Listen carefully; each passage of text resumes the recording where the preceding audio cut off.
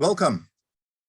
Good morning if you are in the west coast of the United States. Good afternoon if you are in the east coast. Good evening if you are in Europe or Turkey joining us. My name is Baki Tezcan. I teach Ottoman history at the University of California in Davis, and I convene virtual panels for the Ottoman and Turkish Studies Association. Our panels come to you thanks to the support of the University of California, Davis IT, which I'd like to recognize. And I am, let me just show you a few things about what we are doing today, and then that will help you sort of get it maybe a little better. Let's see here, we are here today for Osman Kavala. We do convene other meetings as well as the Ottoman and Turkish Studies Association. We have a series for more Ottoman history related topics, but sometimes modern Turkey topics come up too. And then we have another series in which we try to address issues of contemporary relevance in Turkey. This series called Turkey Now, the name given, suggested by my colleague, our past president, Amy Singer, has been looking at issues of academic freedom in Turkey and things relate to justice. There's almost none left of it in Turkey today after the country has been ruled by a political party, ironically called Justice and Development, for 19 years. In an earlier Turkey Now, we focused on a judicial coup, the court case brought against HDP to close the party. The occasion for today's meeting is a judicial farce that you all know about. Before we get to the details of that farce, though, we will first talk about Osman Kavala and his contributions to the arts, democracy, and peace in Turkey. And after detailing that farce as much as time permits, we will go back to Osman Bey and think about what Turkey and the world are missing while he's arbitrarily kept in prison. I'm grateful to my colleague, Carol Woodall, who teaches history at the University of Colorado in Colorado Springs, and will be co-moderating this panel with me. Carol, you want to say hi? Hello, thank you very much for attending. It's my honor to be here with the rest of the panelists. While I have never met Osman Bey in my life and have not worked with him in any capacity, preparing myself for this event, I realized that he had quite an impact on my life. My first computer experience in my junior high years was a Commodore 64 in Istanbul. And I learned that it actually was Osman Kavala who brought the Commodores to Turkey. And in high school, having the very first encyclopedia of my life, which used to come out on a weekly basis, that I would eagerly run to the newspaper store to get that fascicle of the week and then wait for the binding that would come up after 16 weeks and take it to a binder. Apparently, I didn't know that back then, but Ana Publishing that brought Britannica to Turkey was also one of his services to Turkey. Osman Bey, thank you. I hope you can watch the recording of this event soon on a comfortable couch like the one you are sitting on this photograph. Our first speaker is a friend of Osman Bey. We are keeping our introductions very short to have more time for Osman Bey today. So I will just say that Cemal Kafadar is Vehbi Professor of Turkish Studies at Harvard University, and if you ask me, the foremost historian of the early modern Ottoman Empire. What matters for today, though, is Cemal Bey's friendship with Osman Bey that goes a while back. Cemal Hocam, thanks so much for making time to join us today, and even more thanks for showing me the way to organize this event. Buyurun Hocam. The floor is yours, but please keep it to 3 minutes. Okay, great. Thank you, Baki. Osman'cığım, dear friends, dear guests. I was asked to go first because we go way back, 50 years exactly, our high school years, followed by our camaraderie in the early 1980s when, as Turkish students in America, we took part in various collectivities to stand up against the military regime. Always adventuresome, Osman was planning a road trip to Central America when the news came that he had to suddenly leave school and return to Turkey since his father passed away, and Osman had to take over the family business. He did. Business, as might be expected, did not do so well because Osman decided to do good. In the 1980s, Osman grew into his vocation, his calling, which entailed a clear choice between doing well and doing good. I have time to mention only one of his initiatives, İletişim Publishing, which was created with friends and associates gathered around him, of course, and provided support for, since many academics and intellectuals had lost their means of livelihood, if not their freedom and sanity after the military takeover. İletişim intervened in a most remarkable way in Turkish intellectual life in those difficult years and beyond. Now approaching 40, it is one of the most consequential publishing ventures in modern Turkish history. Clearly a left outfit, it was open to different currents of thought in an unprecedented way in the world of Turkish letters. It may not be so obvious today, but in the 1980s, İletişim was decidedly and radically non-sectarian, ecumenical even. That is a big part of the problem with Osman from the point of view of authoritarian regimes. He is dangerous because he is totally non-dangerous in the standard everyday sense of the term dangerous associated with various sorts of violence. Osman is pacific and non-sectarian, but committed like no other. Always there to help with projects he believed in, not necessarily financially, but even more so with his intellectual vision and network. August 2017, he invited me and a couple of friends to discuss a new initiative to bring together intellectuals from different aisles of the political spectrum in Turkey for a sustained conversation independent of the shadow of current affairs. I was excited. We decided to pursue the idea. He did not even tell me at that moment that he had just raised funds for a film project Zeynep Dadak, the director, and I were working on. I returned to Boston to start the semester, and in October, I heard the news of him being taken into custody. 4 years, 4 full years in the life of a brilliant man who dedicated himself to doing good work, even if it was not for his own good. Osman'cığım, doğum günün kutlu olsun. Bir an önce hürriyetine kavuşmanı diliyoruz. Yapacak çok işimiz var. Thank you. Thank you very much, Cemal Bey, for beginning this event with your words. Our second speaker is Dr. Zeynep Çelik, who is Sakıp Sabancı Visiting Professor at Columbia University. Her most recent books are Europe Knows Nothing About the Orient, published in 2020, and About Antiquities, Politics of Archaeology and the Ottoman Empire, published in 2016. Thank you very much for being here. Let me clarify at the outset my relationship with Osman Kavala. I got to know Osman through his wife Ayşe Buğra, who's a very old, very dear friend.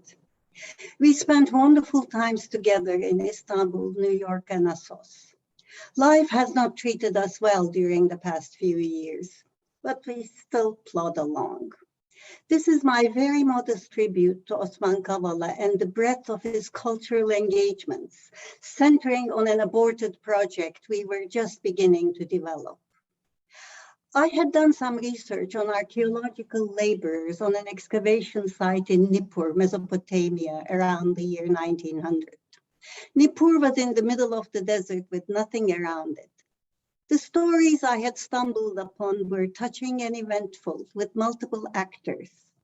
The photographs I had collected from various archives brought me close to their faces and bodies, their everyday lives, activities on the dig, and the impromptu seasonal village they had built near the site. Several colleagues commented that these people deserved something better than being locked up in the pages of a book. After all, the history of archaeology had always been told in terms of great man. It was time to shift this position by bringing the ordinary workers to the foreground and reaching a wide audience. The idea was to make a docudrama. I discussed the project with Osman in the winter of 2016, knowing well that it would appeal to him. He was indeed excited and committed himself in his typical enthusiasm, further triggered by his love for cinema. He agreed to be the producer. Heritage, archaeology, the Middle East, but even more importantly, the humble, forgotten men, women, and children of Mesopotamia were topics dear to him. But Osman did not like my candidates for screenwriting. We need somebody who understands the desert and the people who live there, he insisted.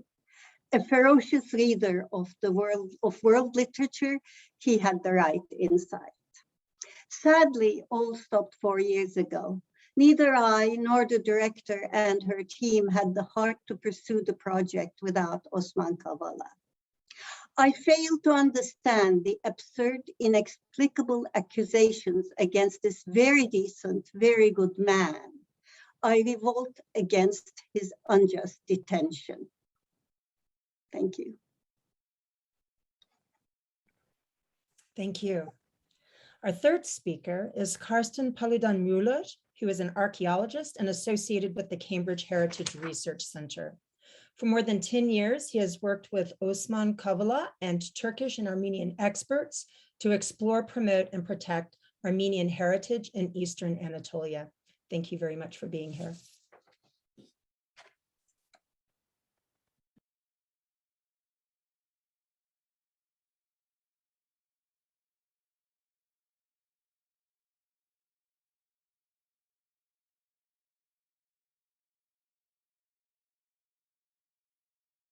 Do you hear me now?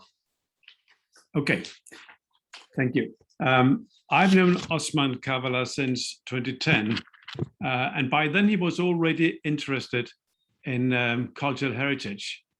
We discussed the possibilities of working together on doing something with Armenian heritage on the Turkish side of the border.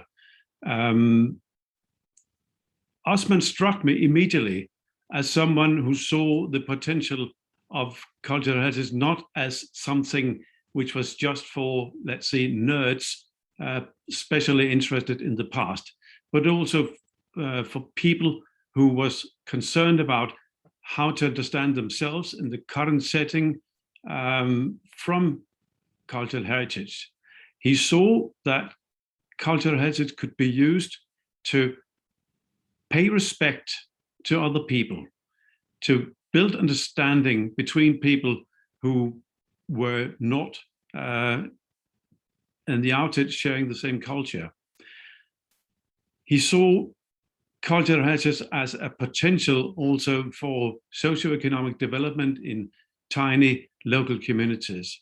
So what he has been working on, and we've been working on together with other people, are projects centered around the World Heritage Site Ani, to try to build dialogue between Armenian heritage experts and Turkish experts by working together on specific concrete projects designed to promote cultural heritage and promote the cultural diversity of cultures of Turkish history. And I think what he has in mind is that a better understanding of Turkish cultural diversity and history can lead Turkey to a consolidated and better standing in the world, where we will have people talk to each other instead of talking about each other. And of course, as it was said by the first speaker, this is what makes Osman Kavala dangerous to people who build a regime on conflict. Osman is always working to build bridges across those abysses that tend to separate people. That's his project, and that's why he's dangerous to those who don't wish well for people, but he is absolutely necessary for everyone else who wants to build a better future within Turkey and between Turkey and its neighbors. I think he sees the beauty of Turkish culture in its diversity, and I hope he will soon join us on the outside of the prison walls to continue his work from among us. Thank you, Osman, and thank you for being there. Thank you for not giving up. Thank you for speaking out, even from behind the prison walls. Thank you. Thank you, Dr. Paludan-Müller. Our next speaker is Jennifer Robinson, who is an Australian human rights lawyer and barrister with Doughty Street Chambers in London. Robinson is best known for her role as a long-standing member of the legal team defending Julian Assange and WikiLeaks. She could not join us today in person, but sent this video that I am sharing with you now. Last time I had the privilege of seeing Osman Kavala was in Berlin in November 2016. I remember it well because we watched the US election results together and we discussed what Trump's election would mean for the US and the world. We share a commitment to freedom of speech and we shared our concerns for Turkish journalists in prison in Turkey and in exile. And we mused and wondered about where Erdogan's crackdown on civil society would end. I've long respected Osman for his work in supporting persecuted minorities in Turkey and supporting and funding the preservation of their cultural heritage. But it was also this work that made me worry for him. I remember us walking along that Berlin street and I asked him whether it would be safe for him to return to Turkey. He replied with his characteristic gentleness, but in a way that made it clear to me that he would not be persuaded otherwise. I can't remember his exact words, but I'll never forget the message. He said to me words to the effect of, "Jen, this is my country and it's my home that I love. I have to go back and contribute to making our democracy better." Almost a year to the day after that conversation, Osman was arrested and has been in prison ever since. It's obvious that the charges against Osman are ludicrous and would be laughable if the consequences were not so serious for him and for Turkey. As we said when we nominated him for the Václav Havel Prize this year, his arrest constitutes a warning and an intimidation to all who would dare to challenge the authoritarian regime of President Erdogan. The European Court of Human Rights has already found that Osman's detention is unlawful and ordered for his release. But in violation of this order, Erdogan refuses to release him. Osman's arrest constitutes an attack on democracy, human rights, and the rule of law in Turkey. Erdogan's ongoing refusal to comply with the European Court of Human Rights order is a direct attack on the international rule of law. Osman should be released immediately. It is great news the Council of Europe has now found that they will institute infringement proceedings against Turkey in November if Osman is not released. We will continue to advocate for him until the day he is released. Osman Kavala is one of the most kind and generous men I've ever met.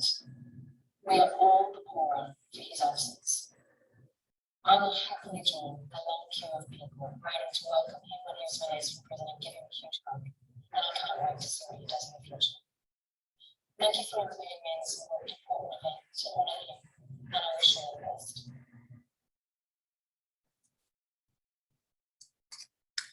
Thank you. Our next speaker is Asena Günal, who is the director of Anadolu Kültür. Osman Kavala founded Anadolu Kültür in 2002.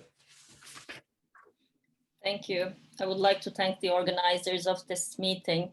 I'll give a brief summary about the complicated legal process concerning Osman Bey. It has been 4 years since Osman Kavala's detention. On October 18, the day he was taken into custody, we all thought that probably they won't arrest him. And on November 1, when he was arrested, we said each other, probably they won't keep him for long. Today marks the 1431st day of Osman Kavala's imprisonment. Following his detention, Osman Kavala was accused of various crimes by Erdogan himself, as well as by media outlets close to him. It took 16 months for the official indictment to emerge. It seems that the ruling power could not decide how to frame him for a long while. In the end, he was accused for allegedly planning, financing, and organizing the Gezi Park protests. a 657-page long indictment seeking an aggravated life imprisonment for 16 defendants, including Kavala, was accepted on March 4, 2019. The indictment was scandalous and did not make any attempt to establish a causal link between the alleged evidence cited and the heavy charges against him. The first hearing took place on June 24, 2019, 18 months after his arrest. Six hearings were held between June 2019 and February 2020. All the hearings were like battles, where the lawyers had to teach the basic principles of law and justice to a panel of judges and the public prosecutor. Throughout the process, the judiciary itself has been violating the laws at different levels, ranging from listening to a witness without the lawyer's presence to not applying the verdict of the European Court of Human Rights. The European Court of Human Rights announced its verdict on December 10, 2019, on Human Rights Day, and has given a ruling of rights violation and demanded the immediate release of Osman Kavala. To delay the process, the local court dismissed the decision by saying it should be finalized after the application of the Ministry of Justice, and used this unlawful excuse in two hearings. In the final hearing on February 18, 2020, the court ordered the acquittal of Osman Kavala and other defendants. We were not expecting this verdict, since all of the demands submitted by the lawyers were rejected by the panel of judges and the atmosphere was quite tense. We were shocked, but at the same time extremely happy. Family, friends, and colleagues of Osman, as well as a group of journalists, went off to wait for him at a recreational facility on the road to Silivri prison. Others waited in town for his return. After several hours, we learned that there was a new arrest warrant for Osman Bey regarding the same investigation. The vehicle, which was going to bring him to his loved ones, went directly to police headquarters, and the day after, he was arrested again and sent back to Silivri.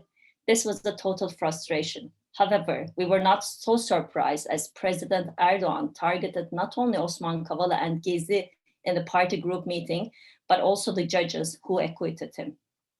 At the very beginning of his predicament on November 1, 2017, Osman Kavala was arrested based on accusations of violating both Article 312 to abolish the government of the Republic of Turkey by use of force, and Article 309 attempting to abolish the constitutional order.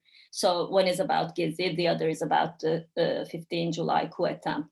The judicial process concerning the Article 312 is as summarized above. For the case on 309, he was given a release order in October 2019. Based on recent changes in law of executions in Turkey, which limits the maximum pretrial detention period to 2 years, they could not extend his imprisonment from 309 and released him again on March 20. Besides, the verdict of the European Court of Human Rights was covering both Articles 309 and 312. So in order to circumvent the national law and the verdict of the European Court of Human Rights, he had to be arrested once again on the basis of a new accusation, and this time with more absurd one of espionage from Article 328. Notably, Osman Kavala has never been questioned by a public prosecutor in connection to any of the allegations made against him. Osman Kavala had to wait for another 7.5 months for the new indictment covering both Articles 309 and 328. None of the charges in this indictment were based on any facts, evidence, or objective evaluation of any concrete criminal act. The indictment recycles unsubstantiated accusations which previously circulated in the pro-government Turkish media that Osman Kavala and Henry Barkey were involved in espionage and in the 2016 military coup attempt. The indictment provides no credible evidence linking them with any criminal activities.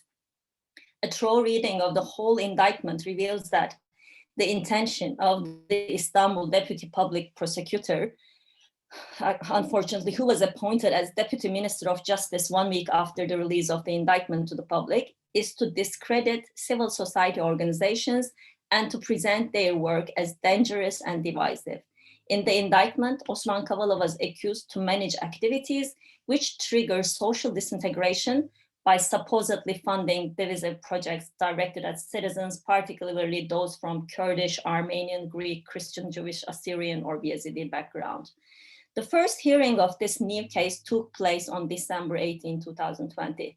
And in his defense, Osman Kavala criticized the conspiracy theories surrounding his civil society engagements. The second hearing of this new case took place on February 5, 2021, and the court ruled the continuation of Osman Kavala's detention and accepted the merging of two cases, Gezi and espionage. As there was not much to do with this absurd espionage accusation, the judiciary could continue with the Gezi case as the acquittal decision was sent back by the first degree appeals court. So it became obvious that the espionage case was used as a bridge just to be able to keep him in prison. In the following hearing on May 21, the court ruled the detention of Kavala on the charges of espionage shall continue. The court also ruled the request of Gezi file regarding Çarşı Group to be sent to the court and returned upon review regarding the consideration of the merger of the case files. And the next hearing of the trial was scheduled to be held in Çağlayan on 6 August 2021. Even though the next hearing by the Istanbul 30th High Criminal Court had been scheduled on 6 August, the court scheduled a hearing on 2nd August and decided by a majority of votes to merge the case with the ongoing case at the Istanbul 30th High Criminal Court and to continue the detention of Osman Kavala. And the next hearing is next Friday on October 8th. So the case became much more complicated, combining 3 separate lawsuits with 52 suspects. Combining lawsuits related to different acts is a convenient method to create a perception in political cases. In his statement at the hearing on May 21, Osman Kavala says, "Charges against me keep altering, as if a button handed over in a relay race, various judges and courts have been carrying over my arrest, refraining from dropping it to the ground."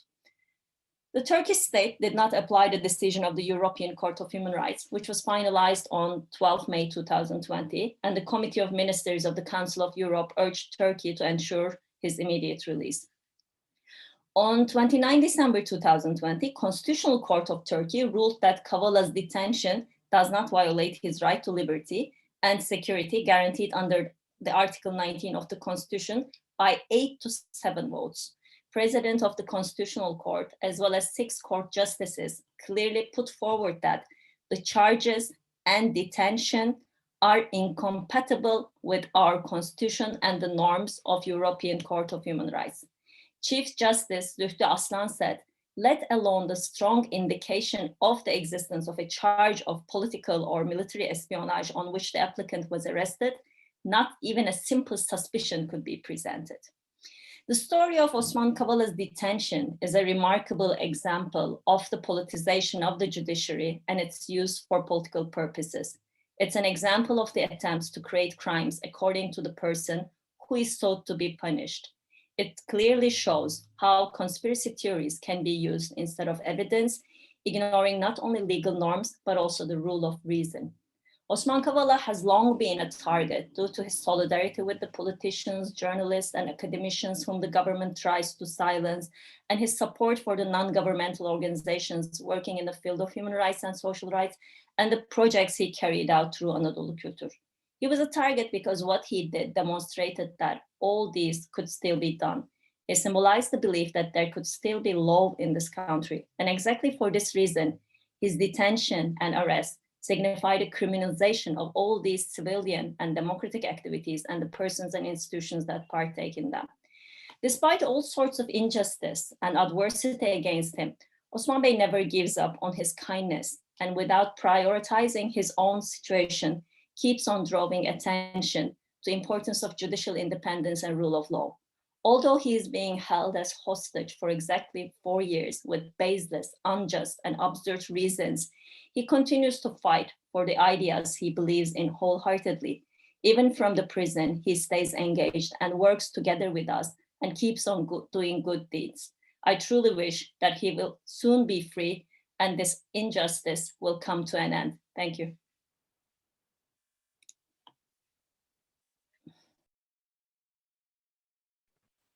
Thank you very much. Our next speaker is Emma Sinclair-Webb, She joined Human Rights Watch in 2007 and is director on Turkey. Thank you. I want to say that I first met Osman Kavala 10 years ago, and I'd heard a lot about him for many years. And I met him in the context of his great interest in supporting efforts at judicial reform in Turkey. And I had the good fortune to be able to join a panel with him in the European Parliament, I think in 2012, where we spoke about the misuse of terrorism laws, which is an area I'd been working on and have been working on ever since. We were on a panel with Osman, with Ahmet İnsel, the academic and writer, and with Akın Atalay, who is a lawyer and was at Cumhuriyet newspaper at that time. So there were 4 of us on the panel. And then over the next years that followed, Ahmet İnsel had to leave Turkey. He's now in Paris. Akın Atalay went to prison for his connection with Cumhuriyet newspaper and was in prison for quite a long time. And Osman Kavala is in prison still. So that just gives you a sense of what happened in the years that followed to all the people on the panel, or to 3 out of 4 people on that panel. I was always very struck by Osman's interest in furthering judicial reform and the justice system. And we joined many meetings involving government officials and representatives from UN, EU, different governments, but to talk about, the possibility of deepening democracy and changing laws. And I'd like to just add that his bridge building was also connected with his belief in justice and belief in the future of Turkey's democracy. So I want to say that before I say anything about his case. My main work, of course, is on his case before the European Court of Human Rights. We've done many submissions to try to argue for the implementation of the European Court of Human Rights judgment on his case, which calls for his immediate release. Before that, I'll saying where that's got to, because it's got quite far. Just want to say one thing about the new proceedings against Osman Kavala. Basically, we've seen, as Asena described, that his case has been subjected to these disjoiner decisions, disjoiner decisions and merger decisions, with case files sort of separated and then joined together again. And now his case has been merged with a case against football fans. And I think for those who don't follow it closely, this deserves some explanation. That Osman Kavala was tried in a case of 17 defendants, including him, and now is after the new merger of his case file with the case file against football fans, is going to be in a trial of 52 defendants, which of course makes the proceedings much longer. And this trial concerns football fans who had a protest during the Gezi Park protests in 2013. And this protest was on the 16th of June, 2013, in a place some kilometers away from Gezi Park in Taksim. And it was a slightly rowdy protest, but a very limited protest. And these football fans who were involved got charged with essentially a coup attempt, but they were all acquitted. Then the case file was forgotten about for years. None of us were even aware that it existed, this case file. And then it was resurrected in order to be merged with Osman Kavala's case to extend and prolong his detention. And I regard it as just a pure excuse to be able to keep him detained, that they've produced this dormant case file and it's suddenly been taken down from some shelf in the High Court and resurrected, as it were. Right as far as the implementation of the European Court decision, two things to say. The European Court decision is a really profound one of the most important decisions concerning Turkey that's been made. It says that Osman Kavala has been kept in detention for political reasons, that it's an abuse of power, it's an abuse of his rights, and the European Court very rarely says that. It calls for his immediate release.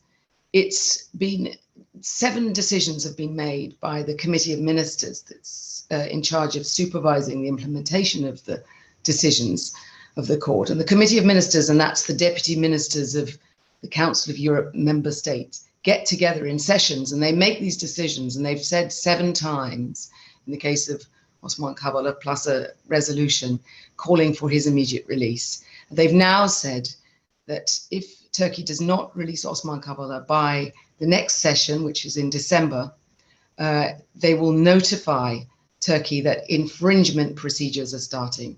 And infringement proceedings, it's a rather theoretical academic sounding concept, and it's rather long, but it's very unusual. It will be the 2nd time it's used in the history of the Council of Europe.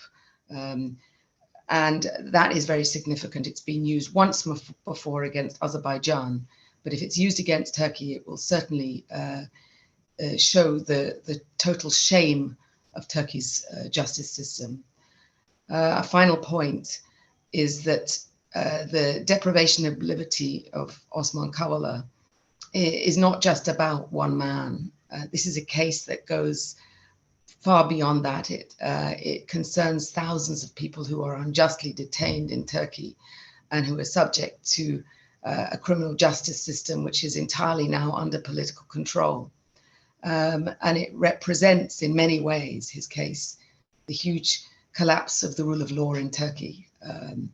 So we will carry on working for his freedom and hoping that the strong decision from the Council of Europe, Committee of Ministers, will push Turkey finally to make the right decision and to release him from detention. Thank you very much. Thank you, Emma, for your words. Our next speaker is Milena Büyüm. She joined Amnesty International in 2008 and is senior campaigner on Turkey. Thank you. Thank you very much for this amazing panel. I was very moved by Baki's introduction because I recognized, I'm old enough to recognize those photos of the Commodore computer, and also Anna Britannica, because my father played a role in its publication together with Osman Kavala, and I'm particularly touched that there was reference to it in the introduction.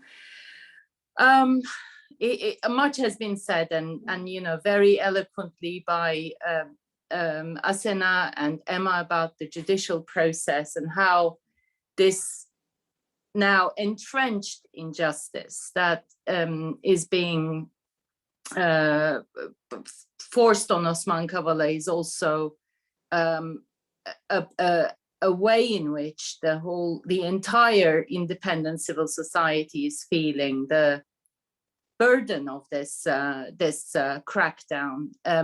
Osman Kavala's treatment, Osman Kavala's unlawful, really, imprisonment is a very strong message to the independent civil society. And there is still an independent civil society in Turkey, despite all the massive restrictions in all kinds of ways, the misuse of anti-terrorism laws, the misuse of the law on demonstrations and meetings, and pretty much any possible part of the criminal code that can be used to silence dissenting views, even minor social media posts, etc. The vastness of this crackdown and how dissent is being criminalized is almost entirely symbolized in the treatment of Osman Kavala. And his ongoing imprisonment is serving that dual purpose of both punishing him before he was ever convicted of any crime, because he hasn't been. If anything, he was acquitted of the absurd charges he was facing. And the European Court of Human Rights has given this a really quite unique ruling. In fact, the article that Emma was referring to, the political reasons for Osman Kavala's imprisonment, that judgment was literally the first one to be final by the court. There's two such judgments that concern Turkey. One is against Osman Kavala and the other against Selahattin Demirtas, who's also marking 5 years in prison. So despite all this, despite the protestations, the binding ECHR ruling, despite 7 separate decisions by the Committee of Ministers of the Council of Europe, and an interim resolution, which actually, unlike the Committee of Ministers decisions, requires a vote, where a majority of Council of Europe countries voted for his release, Turkey is resisting and finding all kinds of contortions, judicial contortions, to find reasons to keep him in prison. I'm not, we see Asena very kindly and actually clearly really explained the really complicated process. And this is punishment, because those 4 years that if he's not released by the 1st of November, he will mark, they can't be brought back. He cannot be compensated for the loss of those years. But 2 things for me stand out. One, before he was imprisoned, and that was the 2015 commemoration of the Armenian genocide in Istanbul, which I think without his tireless work would not have happened in the way it has happened. And I think it was an incredible moment for me personally, my family, and all those who care about truth, justice, recognition of past crimes. And I think without his role, it would not have happened. And the second one, he managed to do from behind the prison walls, and that was the commemoration of Gomidas Vartabet in Istanbul, that I had the immense privilege to participate in. I want to particularly highlight Asena, who is on this panel today, and many others who have made it happen. But his dogged insistence, his commitment to making sure that even behind prison walls he was going to make a difference was very much marked. I mean, it's an evening I will never forget in my life, and I think even though he has been deprived of his liberty, he has continued to contribute to arts, culture, changing Turkey for the better. The government published their Human Rights Action Plan. One of the fundamental things that they put forward in there, which is already written in international law, is the fact that nobody should be held in pretrial detention without evidence. If anyone is in that category in Turkey, and there are thousands of people, such people in Turkey, in Turkish prisons today, Osman Kavala is one of them. And tomorrow is his 4th birthday behind bars. We salute his commitment, and we will, as Amnesty International, continue to do whatever we can to ensure he is freed as soon as possible. Thank you. Thank you. Our next speaker is Kati Piri. She is an MP in Dutch Parliament for the Labour Party. She was a member for the European Parliament between the years of 2014 and 2021. And during that time, she was the rapporteur for Turkey. In that capacity, she got to know and became friends with Osman Kavala. Thank you very much. And it's a real honor to be on this panel, and also a bit emotional, because I haven't been able, like most of you, to see Osman since he's in prison. And all the stories bring him tonight, it's night in The Hague where I am, you know, very close to us. So it's also really a privilege to be among many of his friends and to recollect about what we are all missing, but also what Turkey and the world is missing while Osman is in jail. The first time I met Osman was in 2014 when I became rapporteur of Turkey. I was in a restaurant in Istanbul and a joint friend introduced us to one another. And actually from that moment on, there was not a single time that I visited Turkey that I also didn't meet with Osman. And whether it was at the beginning of the trip, or whether it was at the end of the trip, or whether we had a night out with joint friends. And I really miss that opportunities to have a good discussion with a person who is not from Turkey, who was the Turkey rapporteur for the European Parliament. Turkey is a difficult country to understand. Having always a person you trust, who you can ask even the most stupid questions to, and who would take the patience to explain what was behind it, or what was the history behind it.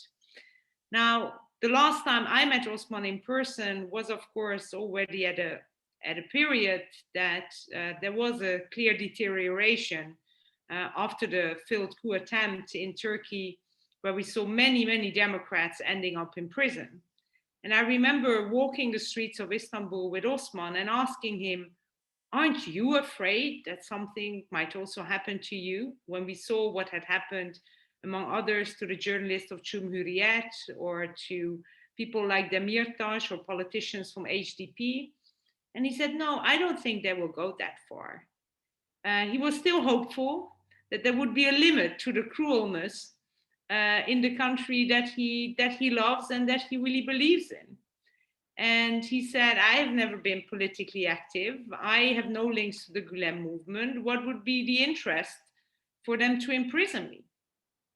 And we see, unfortunately, 4 years later, that it actually very much shows, for me, the lack of, I cannot have any hope of a return to normalcy until Osman is in jail.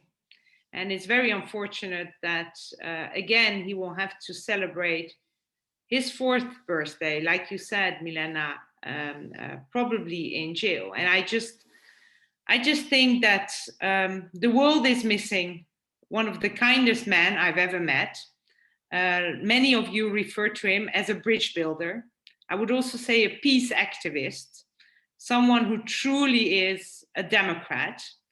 But also Turkey misses perhaps its best ambassador, because I have traveled to many cities around Europe, or whenever I went to the US, and there has never been a city where I came, for instance, on a panel on Turkey, where people didn't know Osman Kavala, or where there was a big cultural house in Berlin or in Paris, or here in Amsterdam, in the Netherlands, where people didn't do in the past years projects together with Osman.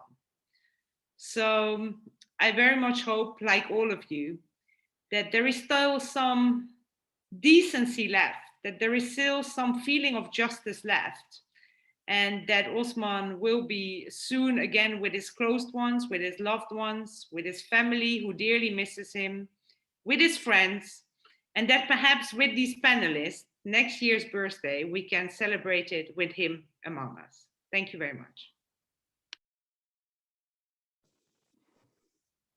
Beautiful sentiment. Thank you, Kati.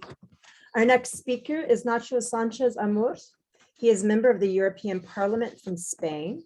He is the current European Parliament Rapporteur on Turkey, a member of the Foreign Affairs Committee and on the Subcommittee on Human Rights, where he is the Socialist Group spokesperson. Thank you. Thank you, Carol. As you just heard, I'm the new rapporteur after Kati.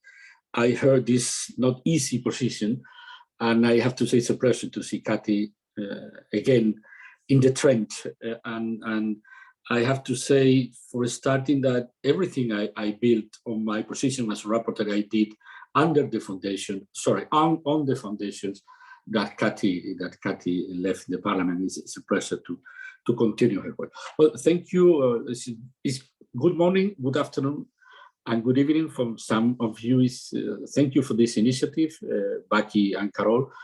Osman has been in prison for, you mentioned, almost 4 years, in which he has lost for the moment his life, the company of Aise, his family, his friends, the people from the foundation, with no reason.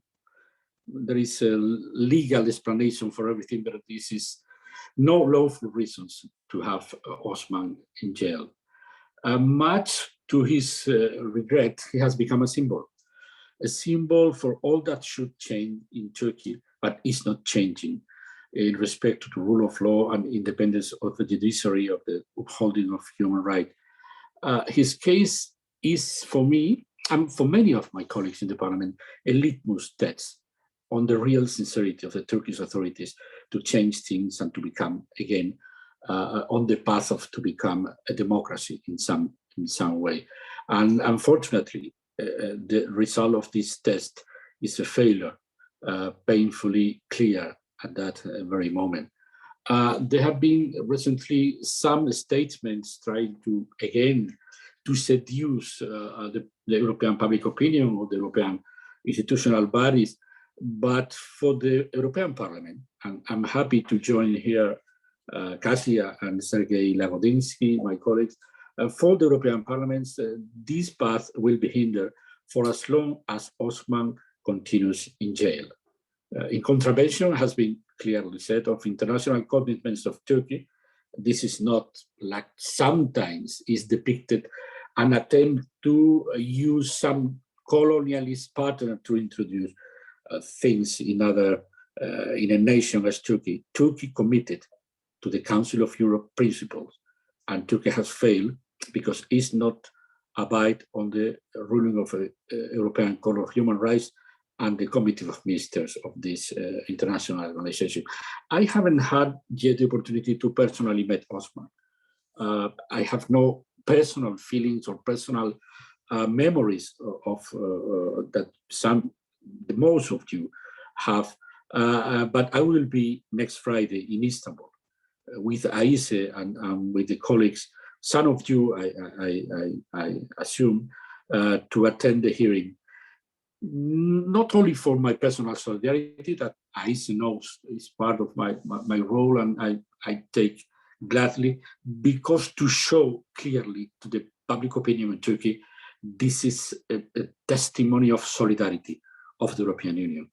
And I think we want really to see Turkey as it was in not so far in time to become a modern country, deciding as a society to become a more mature democracy. But what we have is that kind of charade, judiciary charade that has been depicted by Asena and Emma and Milena. But what we want really from the European Union, and especially, I have to say, and luckily I have to say, that distinction is to put the issue of the human rights at the center of the relation of the European Union with Turkey. Okay, we could have a partnership on economy, on geostrategy, but for the European Union, and especially for the European Parliament, we will never accept any kind of progress in the relation with Turkey if it's not accompanied by real democratic reforms. And for us, the best step and the first step in this path has to be the release of Osman. I would like really to join you all the day we are receiving Osman in the street of Istanbul. Thank you. Mr. Sánchez Amor, your assistant told us that you would be leaving at the end of the hour, and so you won't be around for Q&A. I wanted to ask one question. I'm really curious. Are there any possibility of any type of sanctions that European Union could come up with in this context? Or is it that the question of refugees and immigrants that Turkey is taking care of from Syria stopping European Union from acting more strongly on this issue? Yeah, there is not such European Union as a whole. First, we are not a country. We don't have a government as other governments are. We are a very complex institutional body, and there are differences among member states, and there are differences among institutions in the European Union. As you know, the Council of the European Union has offered Turkey what they call a positive agenda, because Turkey is a very important country as a neighbor, geopolitically, economically, but the parliament has been crystal clear. Don't send to the European Parliament any kind of improvement in the relation with Turkey if it's not accompanied by real reforms, real facts. We don't want more papers, we don't want more action plans, reforms, or proposals. We want facts. And the real fact is to abide on the rulings of the European Court of Human Rights. And there are two cases, Osman and the Demirtas, that is everything has been done just to abide to this court, to this ruling court, and there is no more alibis. There is no more questions to agree. It's just, if you want really to offer facts to the European Union, the first one has to be the release of Osman. Thank you. Thank you for being here. Our next speaker is Dr. Nigel Osborne. He is a composer, emeritus professor of music and human sciences at Edinburgh University, and founding editor of Contemporary Music Review. He collaborated with other friends of Osman Kavala on the 10-minute prison opera, Osman and the Snells, which is available on YouTube. Thank you. Thank you very much. It's a huge privilege to be here. And thank you, Nacho, that you're going to be at the trial. That is or the hearing. That's a huge comfort. Thank you. I don't know Osman well, but I have met him. We met in 2014 in Salzburg, at the Salzburg seminar on arts, culture and peacemaking. I believe profoundly in that. I'm off in a couple of days to an enclave in the north of the Bekaa Valley in Lebanon on the Syrian border, Arsal, working with culture to try and help kids who have been traumatized by a rather brutalized situation there, and also to help with social atmosphere. So I'm hugely committed to this, and I regard Osman as the leader of this movement. Osman is not a political leader, he's a moral leader. Osman is the moral leader of the movement of culture and peacemaking that the world so desperately needs. We're in a terrible state in many, many ways just now, and it's people like Osman that we really need out here, working with us in public and exercising the moral leadership that he is capable of, so wonderfully capable of. And what has the Turkish government done? It's locked him up. Noble Turkey has betrayed itself. It has betrayed the world. This is an act of treachery, the imprisonment of Kavala at this moment in time. Anyway, we thought, a little group in Salzburg got together, we were friends of Osman, and remained together, people on this panel, Tom de Waal, Anthony Barnett, wondering what culture could do for Osman. Is there some way we could use whatever power culture has to fight for him? And we came up with some crazy ideas, and the craziest was a little opera.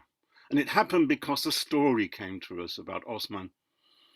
Just before, or not long before, the release and then re-imprisonment, Osman had found in one of his salads some snails, 2 snails. And he had decided to keep them as pets, being Osman. And being Osman, he looked after them very well and cared for them. And then very sadly, when he had to move because of the release and then the re-imprisonment, he could not take his snails, but he gave them to his lawyer. And we thought there was a wonderful opera in this, expressing everything you want to know about Osman and his humanity, his special nature. So we got together, and Milena and others, and Tom and Anthony and others got together and wrote a libretto. I wrote the music being also representing Osman's life's work, his work with peacemaking in Armenia, Kurdistan, the Kurds, in Syria, Greeks, and so the music, in fact, hovers around those traditions. Wonderful tradition called Sevda, the music of love that is common to those societies that we were referring to. There's not a great deal an opera can do, but we did getting on for 100,000 people watching it. On YouTube, it shows up as 10, whatever it is, thousand. In fact, on the portals and Vimeo altogether, it adds up to 100, which means as the opera's 10 minutes long, that already people have been with Osman for half of his whole waking time during the last years. There's the equivalent of people have been accompanying him. And the other thing we found out from the people who were helping with publicity is that the message of the opera had reached 123 million people. We had a massive publicity campaign. And that means there's been somebody with Osman for every second. So Osman is not alone. I'd like to propose an Osman Kavala Culture Peace Festival to operate internationally, non-stop, until he's released. It's a trick. What we're going to do is to get those cultural organizations that sympathize with us to declare that they are part of the set. We don't have the capacity to organize a massive international festival. We have the capacity to invite people to dedicate themselves to this hugely important cause. There can hardly be one more important on our planet than Osman. He is at the center of everything that's really important. So God bless him. Let's hope, happy birthday, hoping for, that we spend the next birthday together. Thank you very, very much. Thank you. Our next speaker is Anthony Barnett. He was the founding editor of Open Democracy, and his new book, Taking Control: Humanity in America After Trump and the Pandemic, will be published early next year. It ends with a salute to Osman Kavala.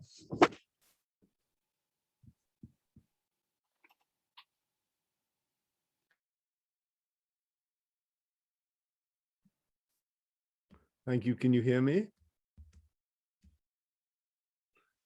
It's been wonderful to be part of this and to feel Osman in a way coming alive and sharing these moments with us, which I'm sure he will do in the future. Like Osman, I've lived a life in culture and public affairs, but I'd never worked with him. Instead, I met him in the mid-1980s when, with my partner Judith and our children, we joined a blue cruise on a wooden boat called the Nostalgia at the invitation of our joint friend Murat. And there on board was this tall, slender, striking young man in his late 20s. And I still smile with pleasure at that recollection. And my most vivid memory of the first of those blue cruises was when there was a windsurfing board, large windsurfing board, and about midway through, Osman got on this and he sailed over the curve of the earth.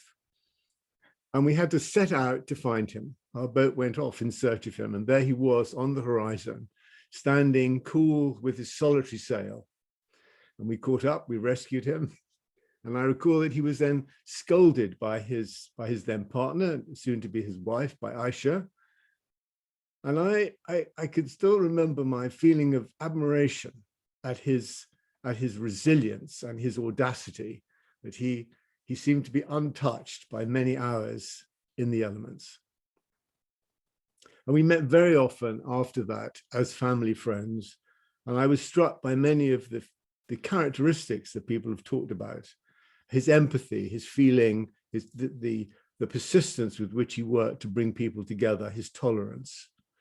And when he was jailed, I was appalled.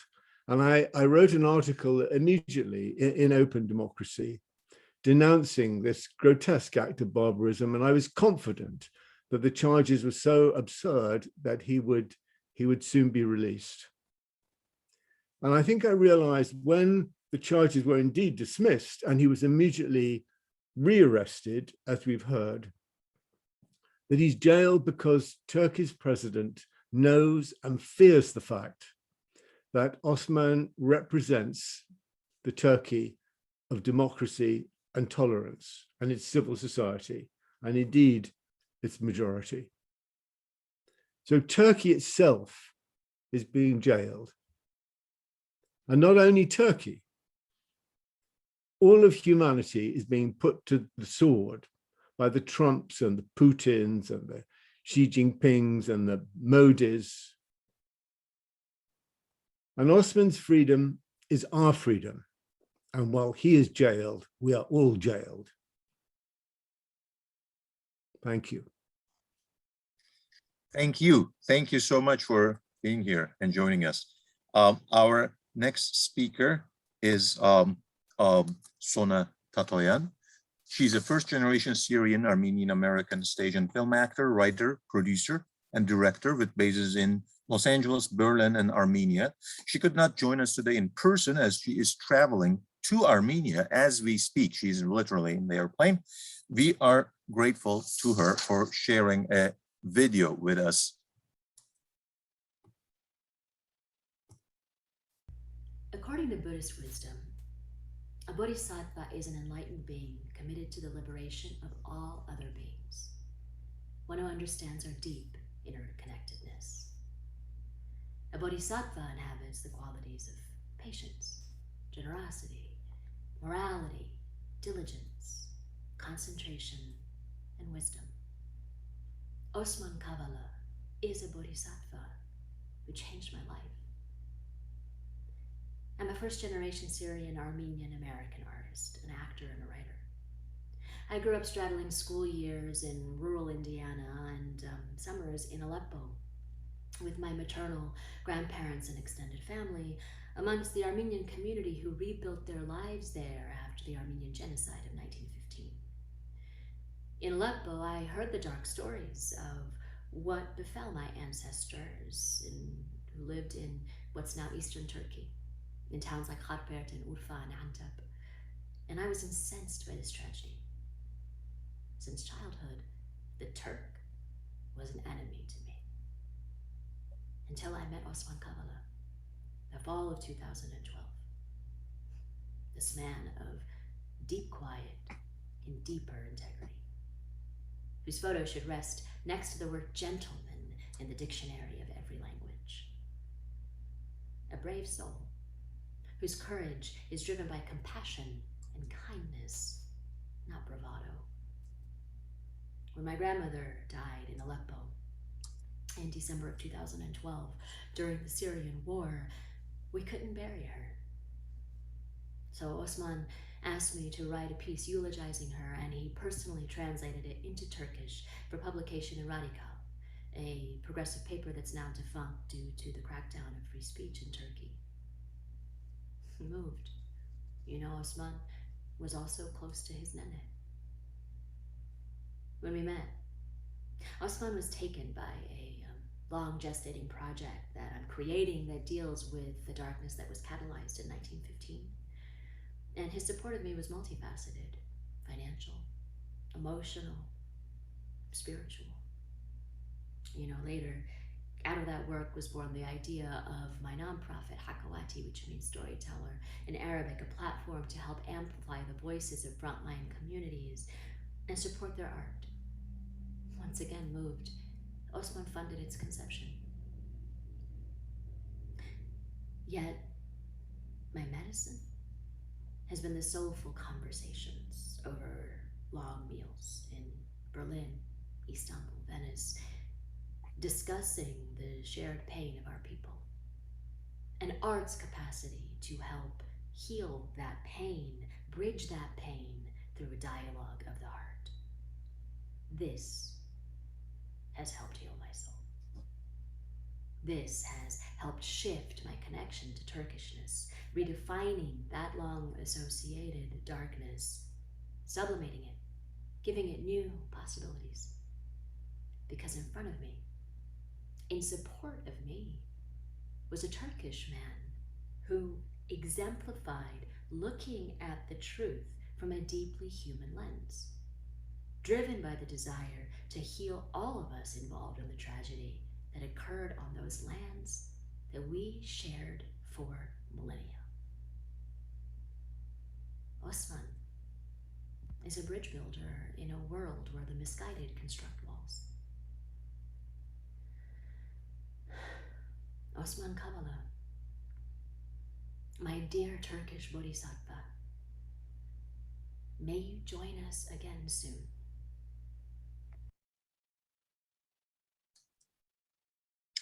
Thank you, Sona.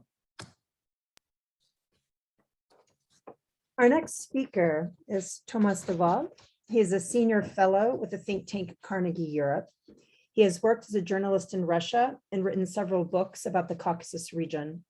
He has worked with Osman Kavala on dialogue initiatives and on the issue of preserving Armenian cultural heritage in Turkey. Thank you.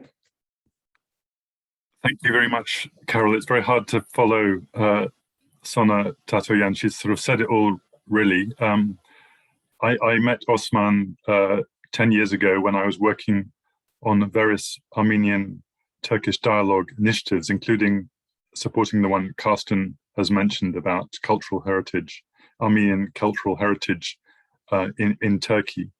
And it soon became evident when you were working on those issues that there was one person who was indispensable in Turkey, who knew everyone, who knew all the issues and had enormous humanity, wisdom, drive, and philanthropic intention. And that, of course, was Osman Kavala. You know, we forget that 15, 20 years ago, Turkey was in a very different situation.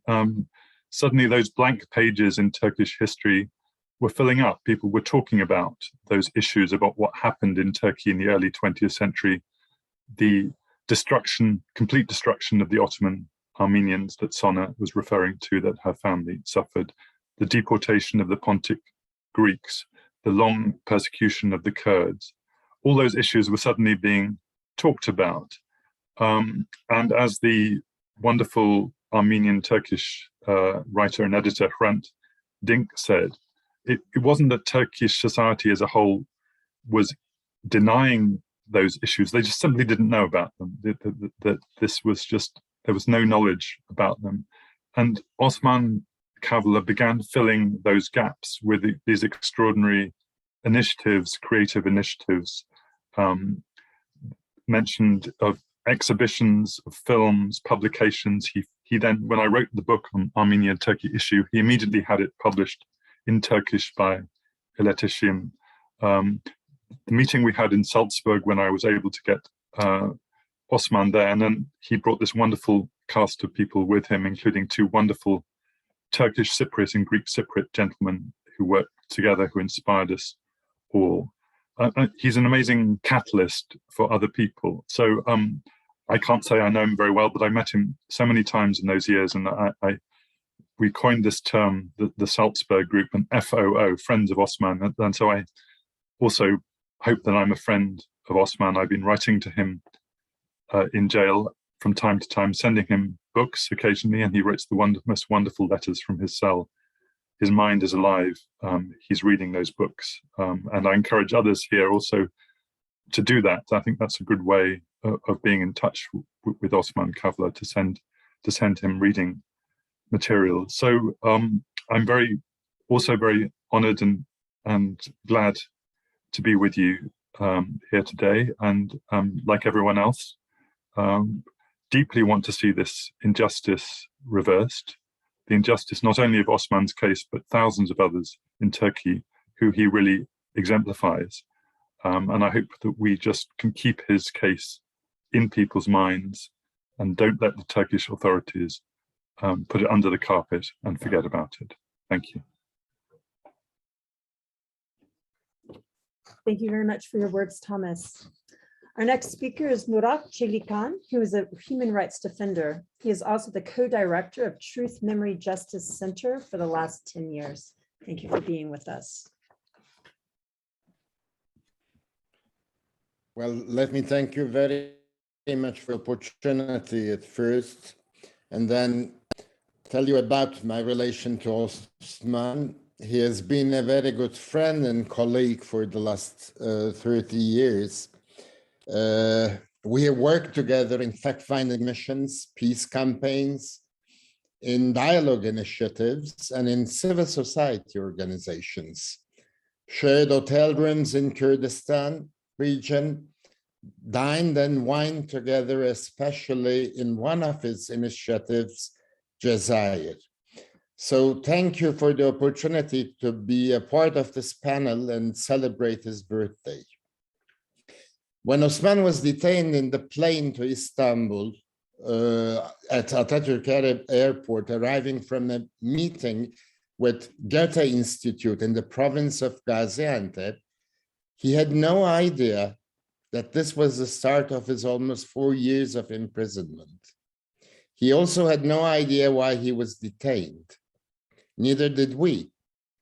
We started to have an idea when a month later he was arrested on claims of organizing and financing the Gezi protests, organizing a coup against the government, and spying against Turkey. The accusations were without any evidence. We were expecting that he would be released. 4 years later, with several indictments against him and still in prison, we still do not know why he is imprisoned and why he is still kept in prison. What we know is the accusations about him and other 15 other civil society representatives initially act like a sword of Damocles over the heads of all civil society activists in Turkey. Osman is the victim of rising authoritarianism in Turkey, the post-truth era where objective realities play no role in the shaping of public opinion. In this era of rising authoritarianism, emotions and personal beliefs are the key factors to determine truth. The rise of authoritarianism also gave way to a very dependent judiciary in Turkey and in similar countries under the same circumstances in the world and in Europe. The judiciary is, as I mentioned, is very dependent on the executive power, and they intend to define crimes without evidence. The Turkish courts and prosecutors have engaged in a series of tactics to circumvent the authority of the European Court of Human Rights and the Council of Europe. They have issued repeated sham release orders, initiated multiple criminal proceedings on the same facts, repeatedly issued detention decisions and baseless prosecutions, and a rapid conviction to prevent release from detention. The ignored decisions of European Court of Human Rights not only shows Turkey's full gallop away from the rule of law, but also indicates the estrangement from Western values and democracy. Osman is not one of the 60 journalists behind bars. He is not convicted or investigated for insulting the president like tens of thousands of Turkish citizens. He is not behind bars for expressing his beliefs, like again, thousands of Turkish citizens. He is not behind bars for being a member of an illegal or dissent party, like more than 50,000 people. Let me quote the European Court of Human Rights decision for him to understand why he is imprisoned. By holding Kavala in pre-trial detention since November 2017 and prosecuting him on the basis of his human rights activities, the Turkish authorities had pursued an ulterior purpose, namely to silence him as a human rights defender. It's very unfortunate that his case is directly linked to democracy and rule of law in Turkey.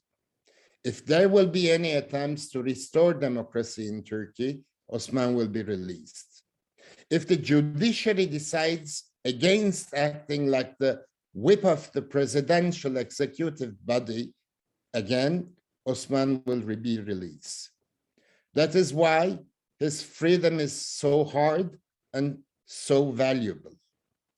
But as human rights defenders, our strongest weapon is hope. So we're still hopeful that he will be released. We're still hopeful for democracy and human rights Turkey, and still campaigning for Osman's release. Let me quote Walter Benjamin to end my speech. It's only for those without hope that hope is given.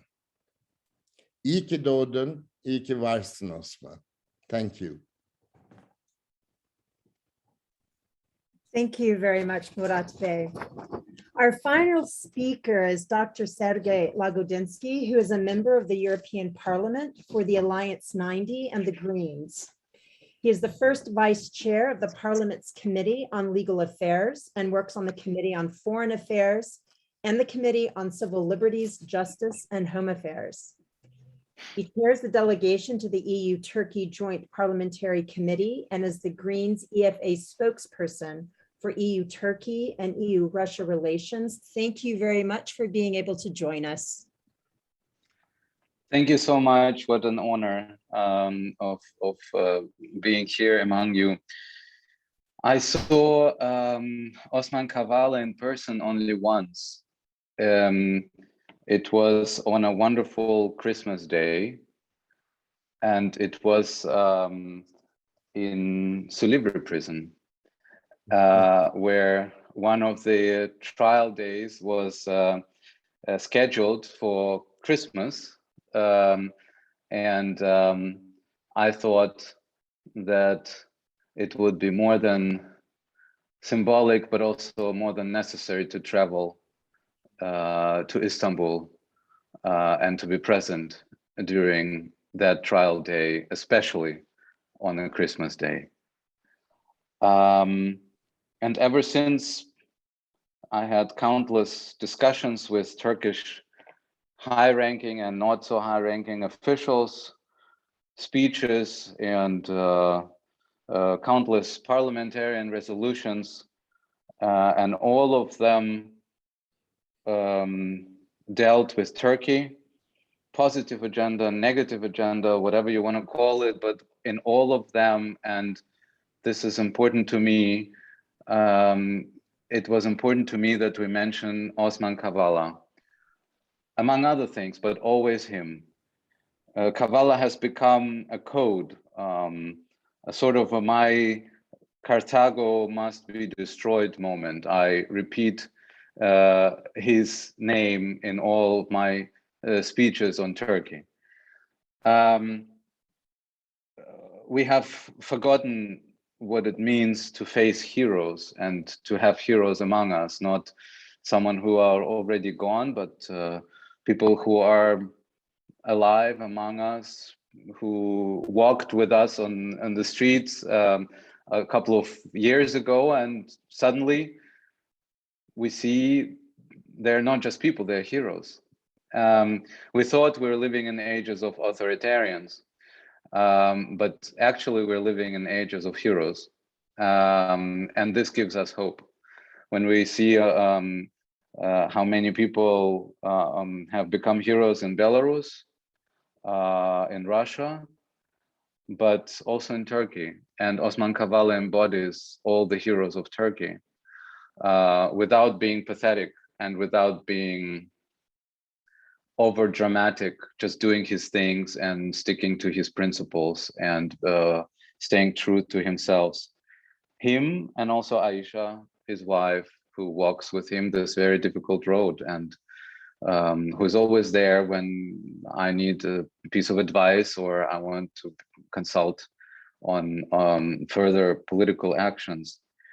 So Osman embodies my favorite Turkey, the Turkey that we all are longing for, that we're missing, and that we are fighting for, each of us in a different way. And my way of waiting and working on this Turkey is also to sticking to the European future of Turkey. And I'm one of the few people, and we're one of the few political groups in the parliament by now, who still believe that accession process is not dead yet, that it is frozen, rightly so, but that we need to keep the door open for the future, and that the future will be a better one, and that this future will be dominated by people like Osman Kavala, who will be free and will be walking with us in the streets.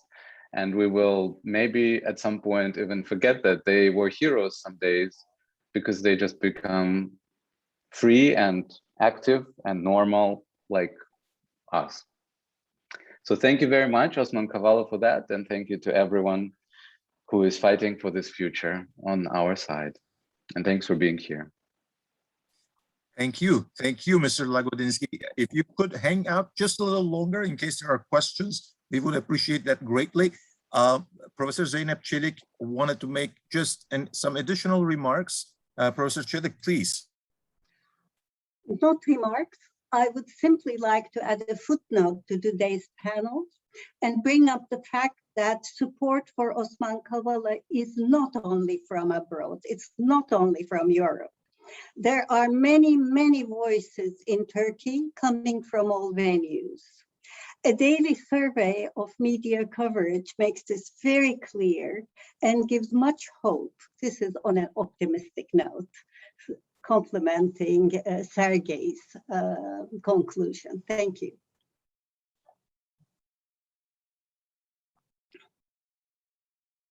And now, one of our audience members raised her hand. She will make a few remarks, and this is Lerna Ekmekçioğlu.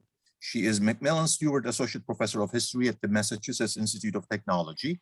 Her specialty is Turkish and Armenian lands in the 19th and 20th centuries. Lerna, please. Yes.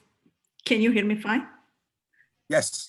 I would like to thank everyone who made this event possible. It's great that OTSA, basically a group of scholars, is taking a stance in the present and fully, courageously, and responsibly engaging with the present situation in Turkey, and thus making a moral judgment. And this makes me proud as a former board member of OTSA and a current member. I was thinking how we could make our tribute to him more concrete and how we could memorialize this moment. And I thought maybe OTSA could rise to the occasion. In the last year or so, we have been discussing changing the names of some of our grants. One such grant is the undergraduate travel grant to Turkey, which is named after Halide Edip Adıvar. She is a very famous Turkish feminist nationalist novelist. Many of you know about her, but those of you who don't, at this point, after decades-long research, the scholarship knows, but many Armenians have long known, that she was implicated in the Armenian genocide by forcibly Islamicizing and Turkifying Armenian children during World War I as the genocide was unfolding in Ottoman Lebanon in the Aintura orphanage, not too far from Sona Tatoyan's great-grandparents' source of refuge, wherever it was, the place of refuge. I wonder if we could change the name of the grant to Osman Kavala's name, as in Osman Kavala Undergraduate Travel Grant to Turkey. It would in a way give him some wings. We could thus celebrate him as the righteous Turkish intellectual that he has been. Nothing will give him the 4 or 5, however many years that he lost in the prison, but at least we can make it count a little bit more. And it doesn't matter if he is freed tomorrow or in a year, but we would mark this moment and ourselves as doing the right thing. I sent my best wishes to Osman Bey. İyi ki doğdunuz Osman Bey. and Şnorabor Daretat. And thank you. Lerna, thank you very, very much. I really appreciate the suggestion. Now, as the president of the association, I need to stay sort of equally with a distance, but I really, really find a suggestion very exciting. And I think we just recently came up with a process of creating a petition. I think if you take the lead in creating this petition, this might very well come to be true. So please, let's work on this. I think that's an excellent idea, I'll say. Okay, now I think we asked for you to send us questions. Nothing came up in Q&A, but there were questions in the chat. There was a very good question in the chat, and I'm gonna go back in the chat to be able to read it to everyone. And in the meantime, the audience members, please think about using the Q&A function, think about using raise hand function, think about using the chat function, sending us questions. I am here now reading Gonca Sönmez Pool's question. Thank you for this event in honor of Osman Kavala, a man of great principle and integrity who has touched a lot of lives within and outside Turkey. My question is the following. While the extremely flawed justice system in Turkey has finally released someone like Ahmet Altan, who has written and spoken in even more accusing terms regarding the Erdogan government, why is it that Kavala is the one being kept in jail? I look forward to hearing from any of the panelists who care to answer. Thank you in advance. Yes, are there any takers for this question among our panelists? Carsten, please go ahead. Thank you. Well, I believe this has to do with the way he's operating. I mean, he's not a man of conflict in any way, and dialogue and respect between people who others want to pit as enemies, that is dangerous, and therefore he is kept in prison. He's much more subtle, he's much more understated in his way of operating. He's not political, as been mentioned. I think that is what the Erdogan regime cannot tolerate. Thank you, Carsten. Milena's hand is next. Please go ahead, Milena. I would turn the question around a little bit, actually. I think the question is more like, why are people like Ahmet Altan, Osman Kavala, Selahattin Demirtas, and scores of others are being kept in jail? Ahmet Altan spent almost over 5 years in prison for simply writing about his opinion. So the question isn't a comparison between Ahmet Altan and Osman Kavala. I think the real question is, what is this current situation that allows the utter disregard for the most basic principles that the government themselves are promoting internationally as part of their reform agenda? The point that I raised earlier about the Human Rights Action Plan, which underlines the need to ensure that no one is kept in pretrial detention without evidence. That is just a routine process that many dissenting people undergo. In the case of Ahmet Altan, there was an ECHR ruling. There was also a constitutional court ruling, and yeah, I mean, he spent 5 years in prison. You know, like, it's not like he spent 5 minutes, and in comparison, Osman Kavala is spending 4 years. Both are injustices, and so many, in fact, too many people are living through these kinds of injustices in Turkey, and that's what needs to change.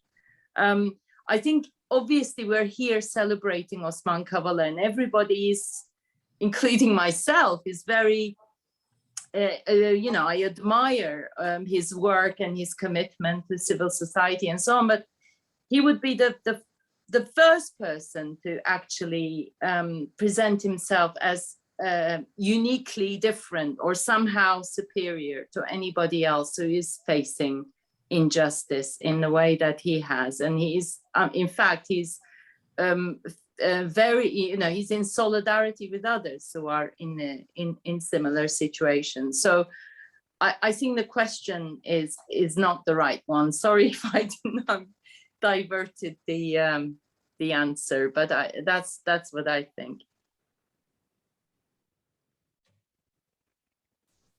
Thank you very much, Milena. And if there are no other individuals who want to make a comment, we do have one question, but then beyond that, for the listening audience, in terms of individuals who actually want to do something and write a letter or send a package to Osman Kavala, Asena Günal ended up posting that you can direct those letters and to also get more information to www.osmankavala.org. And in the context, one of the campaigns is 1100 letters to Dear Osman Kavala. Okay, our question is from Maureen Freely. Following on from Nigel Osborne's suggestion, where should we direct any NGO friends wishing to join this global network? Any suggestions from our panelists?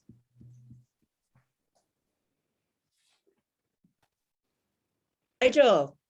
Yes, yes.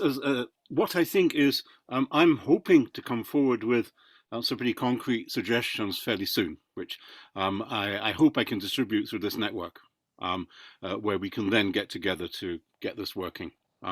It's a matter. It could be quite a simple structure. But it needs a little bit of care as to how it's put together. So I would propose, or if anybody else wants to, for goodness sake, but whoever would thinks they would be able to do it, but I certainly will be putting together some kind of proposal of a possible framework that could hold this together. Would that information possibly be announced through your website? If you have a website, like how would that information be dispersed?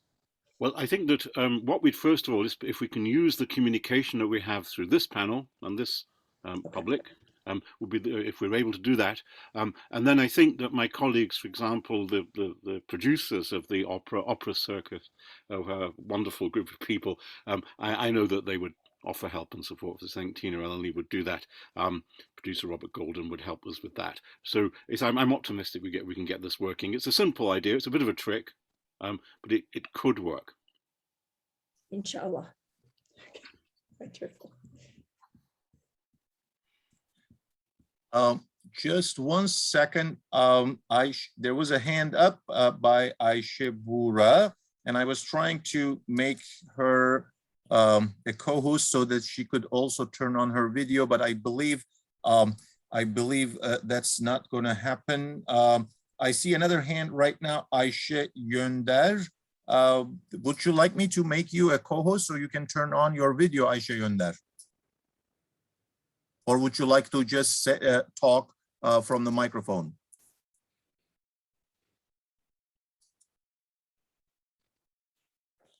You have to unmute yourself. Alev, oh no, did that work out? Alev Türker. Okay, I'm trying to see whether I can make Ayşe Bura be able to talk. It's a technical challenge, but I'm hoping it will work. Ayşe Hanım, are you able to turn on your microphone? I saw your hand. I unmuted myself.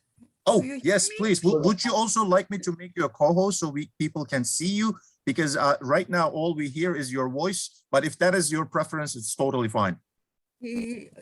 I don't mind, I mean, being a co-panelist, but I don't know how to do it. Yes. I just send you a note. So now you are joining as a co-panelist. Give me a second. I will make you a co-host. Now, once you appear there, give me 1 more second. Make co-host. Yes. And now you can turn on your video, I think. Did that work? Ayşe Hanım? Yes. And now you also have to unmute yourself and then we'll be able to hear you. Okay. Yes. Yes, nice to be with you. It was nice to be with you anyway. I don't know how to thank you for this beautiful birthday present for Osman. I will try to tell him about your meaningful messages and all the beautiful things that you've said about him. I know it will be very difficult, but I will try anyway when I see him next week in Silivri before the hearing on Friday. And I really hope that we will be all together soon enough to celebrate. Although I'm trying not to be hopeful, hoping and then being disappointed is very difficult. And I experienced that quite a few times during these 4 years, but I still hope that we'll be together to celebrate. Thank you. Thank you very much. Thank you. Thank you for joining us. Thank you.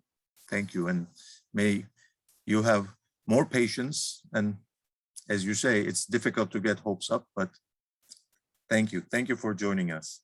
And please do. We are planning to take a picture. I know it would be probably impossible to show a video, but at some moment, we're going to take a picture, a print screen picture, all of us together on the panel holding happy birthday signs. Maybe you could show that to him. Yes, thank you. Now I see a new question that just came. Gonca Sönmez-Pool, who had asked a question that we discussed, she writes, I certainly am very well aware that many people have been clearly unjustly held hostage in jail, but the exceedingly horrendous justice system in Turkey, with all due respect to Milena Büyüm, I don't think my question was the wrong question and still remains. And thank you, Anthony Barnett, for your response, which addressed my question more directly. Any ideas about what perhaps is making Osman Kavala's case more challenging, more unique, let's say, in comparison with Ahmet Altan's? Among the panelists, I see one hand up, and that is Anthony Barnett. Yes, please. Yes, thank you. Well, I mean, I find myself a bit in the middle. I think the issue here is that Osman hasn't been jailed for legal reasons. There isn't a crime that he has committed in any way, shape, or form. He has been jailed because the president fears Turkish democracy. He fears Turkish civil society. And Osman, for all of the extraordinary qualities that he has, especially his peacefulness, his tolerance, his bringing communities in, his openness, especially for that, the president has to try and keep this behind bars. But there's also a facade, if you like, of the legal process. And while that is subverting, in a way that Emma Sinclair was and others have said, it's actually subverting the nature of the rule of law, or what left the rule of law in Turkey, we still have to fight the issue as a legal one. That's only one of the few resources we have of it, you know, so it's incredibly important that the European Court is coming up with its judgments, that there's a European process, that we reply by saying, you have no legal right, you are breaking a fundamental legal right and fundamental human rights here. So although in a sense, there's something of a charade to that, the real motives that are holding him behind bars are not legal ones in any way, shape, or form. Nonetheless, the regime feels the need to try to justify this, and we have to fight back on that front, as well as mobilizing everybody. I think that the idea of doing everybody, you know, having a constant cultural, keeping his name up there and saying there's a Turkey that we have solidarity with and a Turkey that we will not tolerate. Thank you. Emma, please go ahead. Yes, I want to actually go back to the point of comparing cases, comparing people. I think it's invidious to do so. And I think by saying, why is one person in whereas another person was released, you're making it sound like one person is more innocent than another.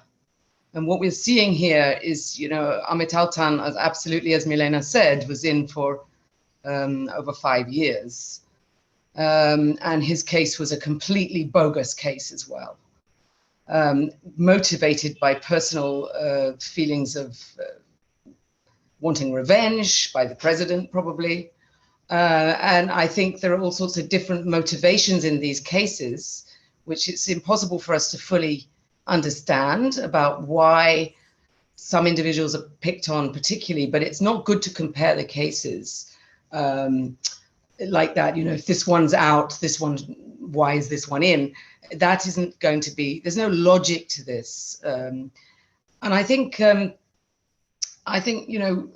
one of the things about Osman Kavala is that he got out of the box that he was born into, in a way, and he didn't behave like someone from his class or his background and culture, in that he was this bridge builder that we keep mentioning. And that automatically rocks the boat, in a way, because he got out of the world he was born in and had an imagination to want to talk to people in the society. I think the particular issue of the Gezi protests, we know very, very well that the president was very personally affected by that. The first time that he saw that he was challenged in a way, or that is how he felt it to be, and so the search for a scapegoat, perhaps you could say. But coming back to this, at the end of the day, I think, so many journalists ask this question too, about why Osman Kavala? And there is no, it is very difficult to give an answer, but I really do think we should avoid comparing people, because there are so many people and different from each other, different political perspectives. There are lots of people who we don't discuss at all because we don't know their names. And they've also been in for over 5 years for nothing. And they're people like teachers, very junior, low-level police officers. I mean, there's all sorts of people in this society in prison. So let's not compare them. Let's instead try to champion justice for everyone. Thank you. Thank you, Emma. I failed to introduce Ayşe Buğra, but that is because everybody who's attending this meeting would know her. I'm just only recording this for the YouTube right now. Ayşe Buğra was a professor at Boğaziçi University, and she also is the partner of Osman Kavala. Now I have Taciser Belge, a Turkish editor, translator, and very close person to İletişim, who would also know Osman Bey very well. She will join us for a minute. Taciser Hanım, please unmute yourself and then you can speak. Thank you. I just wanted to underline the fact that, okay, it's not good to compare people or their why they are condemned, but I think there are important differences. For somebody like me, modestly, I would like to say that I was one of the first people who initiated civil society activity in Turkey, international civil society activity in Turkey, way back in 1989. And there was no other international civil society activists. And I know the kind of problems of working in civil society. Therefore, maybe I would like to underline the fact that Osman is being punished for representing civil society. It's just to show people, just as Cemal Kafadar earlier mentioned, that to be non-political, but also very committed, is not permissible in Turkey. Therefore, I would make a difference. For example, there are laws to condemn freedom of just speech or freedom of expression, but this is not written in law. This is to condemn the whole activity of civil society. Thank you. Thank you very much. I guess I could add something to the effect that institution building is what perhaps is more threatening, and because institutions remain for a long time, for generations. Voices, individual voices come and go, and Osman Kavala was trying to build institutions that are with us and hopefully will continue to be with us. I now would like to see whether there are any more questions coming from our attendees. I'll give a moment to the attendees and would like to ask something, if there's no question coming, something to Mr. Lagodinsky, the same question I had for Mr. Sánchez Amor. How does European Union treat Turkey these days? On the one hand, there's a lot of emphasis on Turkey joining doing more on human rights, but then every once in a while we also see a backstep trying to appeal Mr. President Erdogan because he has the card of the immigrants. Does that play a role in all of this? Does that sort of bind Europe's hands in responding to Turkey? From my perspective, this issue was overrated. It's kind of a nice a picture, and you know, you can, that an authoritarian leader has Europe in its hands through this migrant flows, but to be honest, I don't think that this is the main point of hesitation of Europeans. I mean, number one is that many Europeans, like Germany, for example, don't understand that they are an actor that can geostrategically act and can actually have a leverage and use a leverage for the values that they say they stick to. So, for example, when we're talking about customs union, renewal of customs union, or some other things, and Turkey is in a very difficult economic situations, I think I expected, and I told Ms. von der Leyen that we could easily pose conditions, preconditions on this, what they call positive agenda. I don't like this term. I think it should be neither positive nor negative. There should be an agenda. There should be a strategy.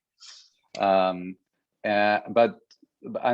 Ms. von der Leyen told me that she is actually that those conditions were posed and were stated vis-a-vis the Turkish government. Well, I don't see any progress because I think, you know, my personal point is that the three conditions could be releasing Osman Kavala, maybe Demirtas as well, because these are the two rulings of the European Court of Human Rights that haven't been fulfilled.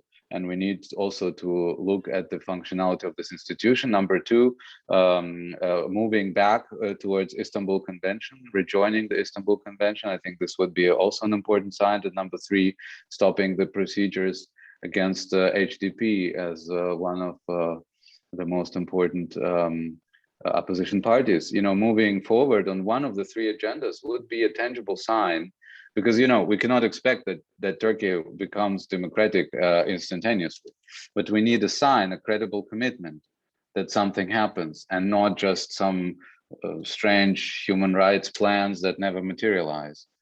But I don't see this going on, and I think this is the usual perception of Europe, that we depend on others more than they depend on us. Nowadays, I think we see this also in terms of Russia, and we see this in terms of Turkey and many other cases. And And this paradigm we should break, this paradigm we should leave behind and be more active on that. So I still do hope. And one more thing I think is important. There are a lot of people who want to teach Turkey and Turkish government a lesson for wrong reasons. And I think this is also important to say. And a number of colleagues in my parliament want to teach Turkey a lesson because they think that Turkey will never be European and should never be and should not be treated as equal. We should be active on that front precisely because we recognize Turkey on par with us, and the Turkish society has a chance to be democracy just as we have a chance to be democracy. So all the culturalist arguments, we should discard them. So it's a complex situation, and we also keep fighting. And I just recently had a press conference with Emma Sinclair-Webb, where we're trying to also to do something through the Committee of Ministers of the Council of Europe. But many countries like Germany are not ready yet. Well, we are expecting a new government in Germany. We'll see. Maybe things going to change, but we'll keep fighting. Thank you, Mr. Lagodinsky. And I should say, we are planning to have an event just like this one for Selahattin Demirtas, hopefully later this academic year. I hope we can have you over for that one too. Thank you for being here. If you can wait a few more minutes, we want to take a picture with holding signs for happy birthday, and then that'd be great. Carsten, please go ahead.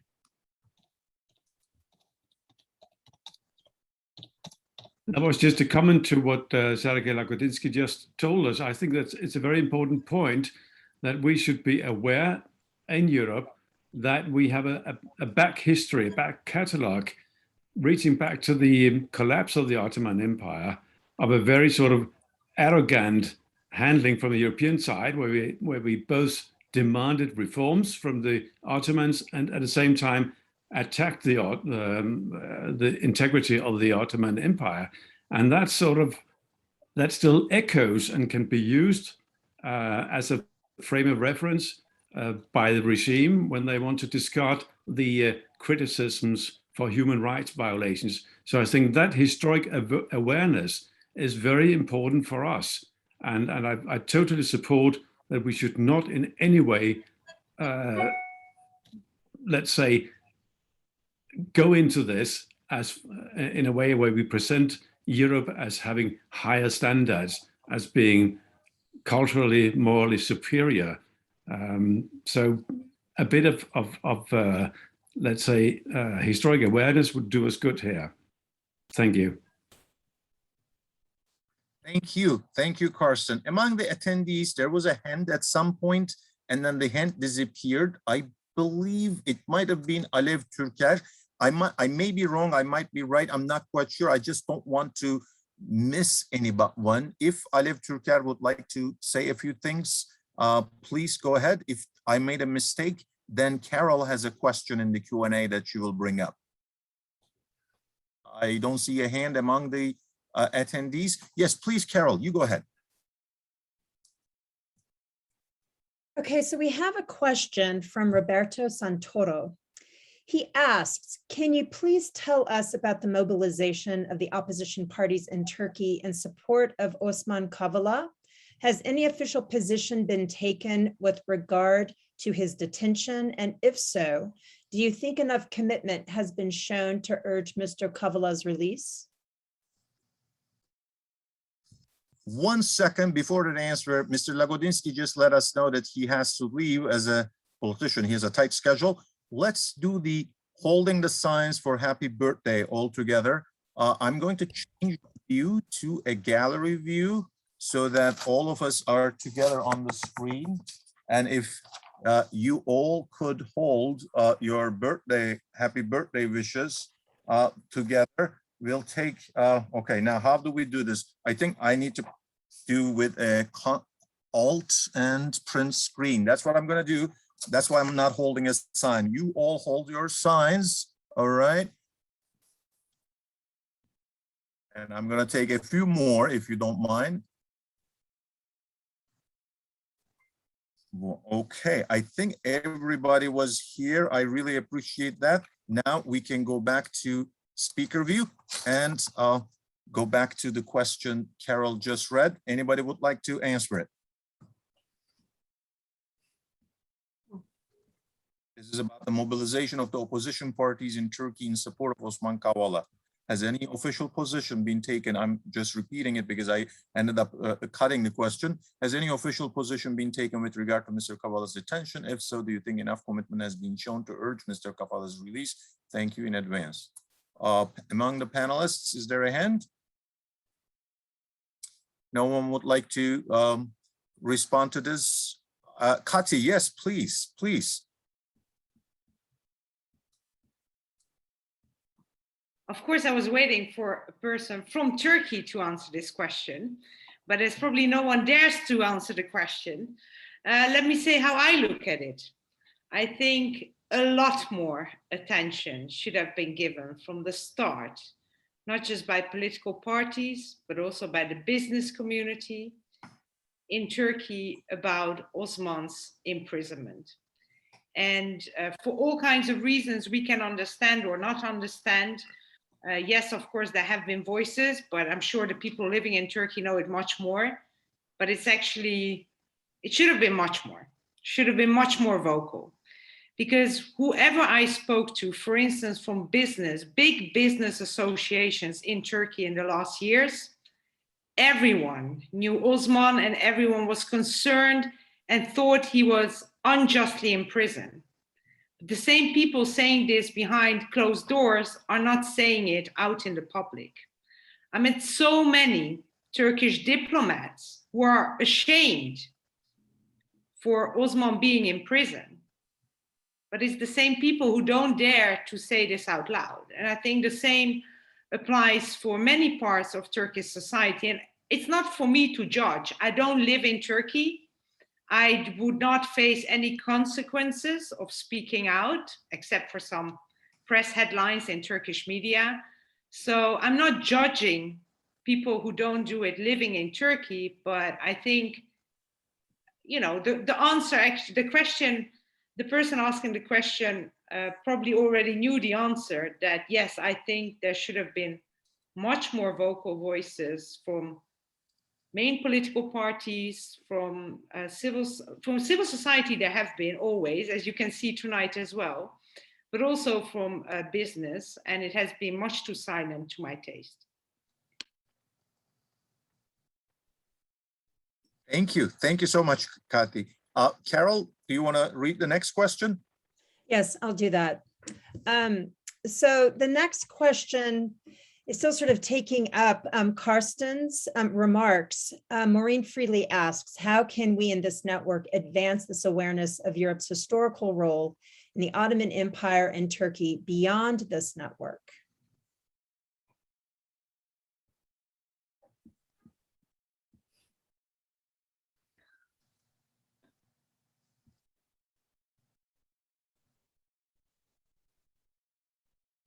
Carsten, please. Yeah, well, I'm not sure I have a fully satisfactory answer to this because it's extremely complicated. But I do think that we who are working as historians or working with the history of Turkey and the world around it, I think we have to do more to sort of try to connect the problems we see in today's world with what went on in the past.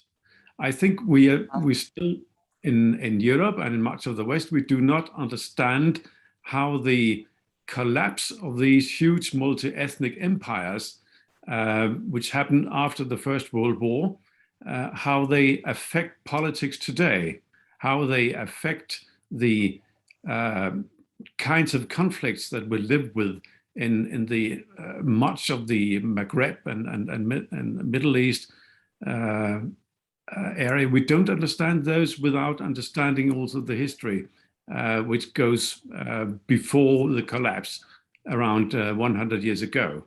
So that's one thing I think we ought to do. Yeah, I think that that's what I have to say now.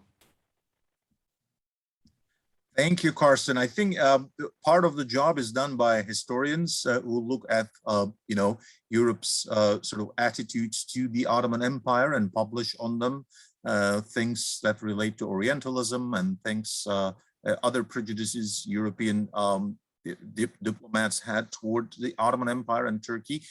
But I'm not quite sure. It's a good question in terms of how to get it out to the beyond the classroom and all. We are already beyond our couple. Oh, Carol. Can you just make a comment really quickly? I think precisely what OTSA and all of the panelists are doing today is an expression of the democratization that actually the pandemic has provided by allowing for these kinds of webinar spaces and allowing for us to share our voices outside of Turkey, given the parameters and the complicated nature that sort of Maureen some of the comments have already asked in terms of opposition voices within the country. So I think this is the kind of work that has been taking place this past year. And I sort of want to recognize that. We're doing work. Thank you so much, Carol. As I said earlier, we are planning to have one on Selahattin Demirtas, and we are also planning to have another panel on academic freedom in Turkey. We did one specifically focusing on Boğaziçi University, what was happening there. We want to do one following up on what happened to the academics for peace. Where are they? What is the situation with them? Hopefully later this academic year, we'll have 2 more Turkey Now panels. Thank you so much for joining us. Thank you for making time. This recording will be uploaded to YouTube and will be shared by everybody who attended and also who registered for the event. And we hope it will circulate wide, far and wide, especially tomorrow for Osman Bey's birthday. Thank you. Thank you.